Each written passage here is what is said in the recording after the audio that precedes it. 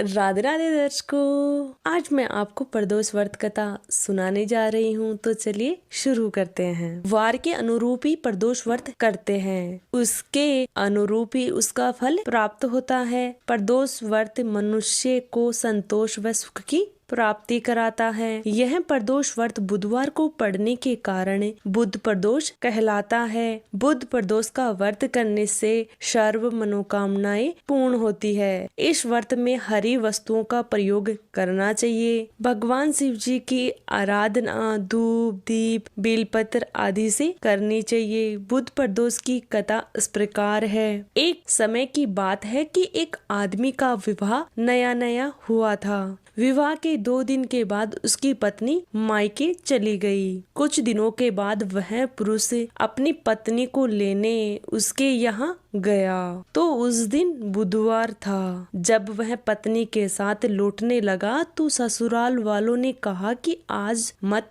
जाओ, आज बुधवार है, विदाई के लिए बुधवार शुभ नहीं होता। लेकिन वह नहीं माना और पत्नी के साथ बैलगाड़ी में चल पड़ा। विवश होकर सास ससुर ने अपने जावाई और पुत्री को भारी मन से विदा कर दिया।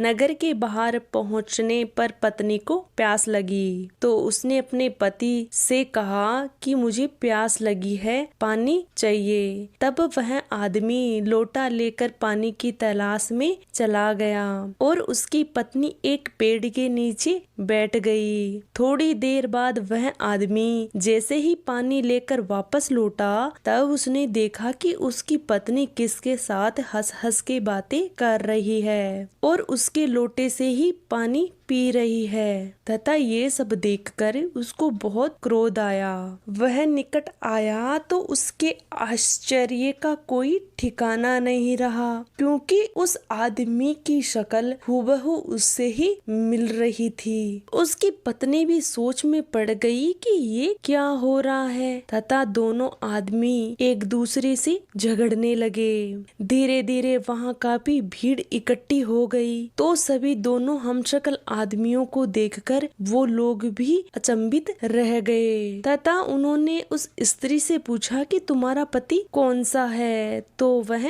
रोने लगी क्योंकि उसको भी समझ नहीं आ रहा था कि ये क्या हो रहा है। तब उस आदमी ने भगवान भोलेनाथ से प्रार्थना की और कहा, हे भगवान हमारी रक्षा करे, मुझसे बहुत बड़ी भूल हो गई है कि मैंने मेरे सास ससुर की बात नहीं मानी और बुधवार को ही अपनी पत्नी को विदा करा लिया।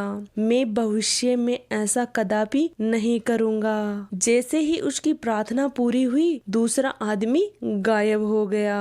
पति पत्नी सकुशल अपने घर पहुंच गए और उस दिन के बाद पति पत्नी नियम पूर्वक बुध प्रदोष का व्रत रखने लगे। कथा समाप्त।